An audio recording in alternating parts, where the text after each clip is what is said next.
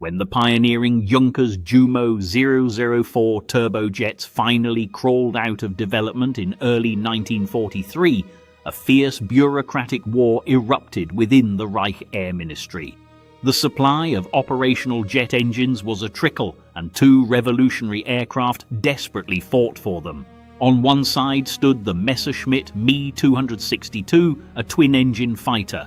On the other stood the Arado Ar 234 Blitz. Adolf Hitler and the Luftwaffe High Command, suffering under the relentless round-the-clock bombardment of Allied air fleets, prioritized defensive fighter development above all else. The Me 262 was crowned the savior of the German sky, receiving absolute priority for every functional turbine. The Arado Ar 234, classified as a secondary reconnaissance and light bomber platform, was forced to the absolute back of the line. This strategic prioritization starved the Arado project of power, ensuring that a platform capable of rewriting the rules of strategic intelligence remained a secondary afterthought, while the skies over Germany burned.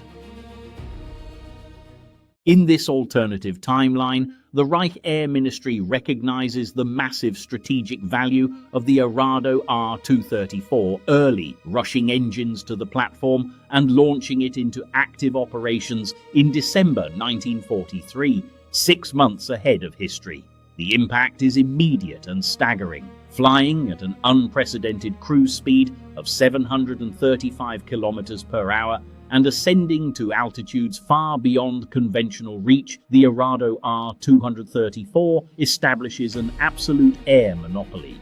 At this point in the war, the Western Allies possess no aircraft capable of catching or even threatening the German jet. The Royal Air Force's own jet fighter, the Gloucester Meteor, is still confined to experimental test flights and will not enter service for months. High-performance Allied piston-engine fighters, including the Supermarine Spitfire and the P-51 Mustang, are left completely helpless, unable to climb fast enough or close the speed gap as the sleek German jet streaks across the British sky, entirely untouchable.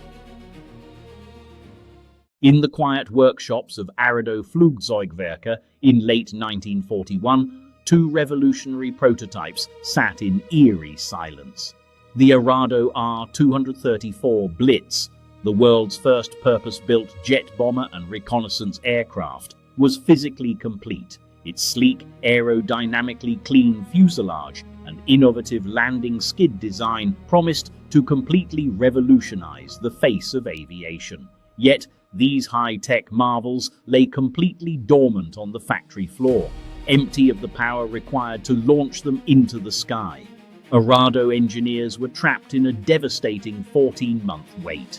Junkers, tasked with building the pioneering Jumo 004 jet engine, was plagued by metallurgical failures, critical material shortages, and major structural delays. It would not be until February 1943 that the first experimental, flight-ready engines would trickle into the Arado facility. This agonizing bottleneck left Germany's most advanced aerodynamic airframes grounded, frozen in time, while the conventional Allied air forces slowly began to seize absolute control of the European skies. With the Arado Ar 234 operating unchecked over the British Isles by the winter of 1943, the supreme secret of the Western Allies is laid bare. Flying regular high-altitude reconnaissance sorties, Arado pilots secure flawless, high-resolution photographic intelligence of southern England. The massive, unprecedented Allied troop concentrations, vehicle parks, and naval armada assembling for D-Day are captured in pristine detail on German film. This complete intelligence exposure shatters Operation Fortitude, the elaborate Allied deception campaign designed to convince Germany that the invasion would land at Pas-de-Calais. Seeing the unmistakable build-up directly opposite Normandy, the German General Staff ignores the double agents and false radio traffic. Allied planners at Supreme Headquarters are horrified to discover that their absolute operational security has evaporated, forced to confront the terrifying reality that the German defenders know exactly where, when, and how the hammer will fall.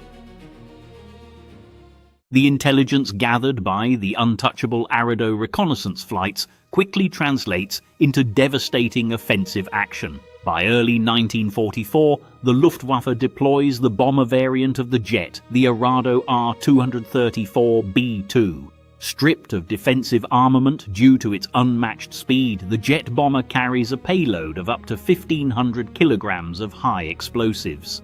Operating with total immunity to Allied fighter interception and ground-based anti-aircraft fire, squadrons of Arado bombers strike the crowded southern English ports.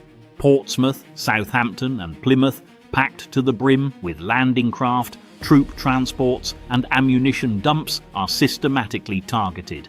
Because the Allied air cover is powerless to intercept the incoming jets, the harbours are turned into chaotic firestorms.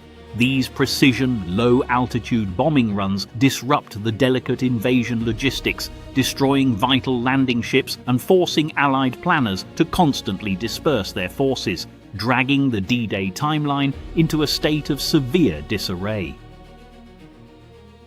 Despite its terrifying tactical success and the disruption of the Normandy invasion, the early deployment of the Arado Ar 234 Blitz ultimately fails to alter the final outcome of the Second World War.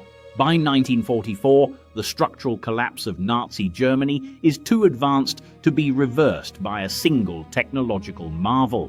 The Allied industrial superiority remains an overwhelming mathematical certainty, and the relentless Soviet steamroller continues to crush the Eastern Front.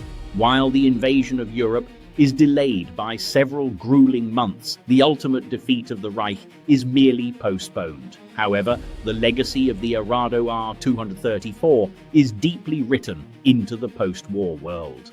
The spectacular performance of the world's first jet bomber sparks an intense, desperate scramble between the United States and the Soviet Union to capture Arado technology, engineers, and blueprints, directly fueling the supersonic aviation race of the emerging Cold War.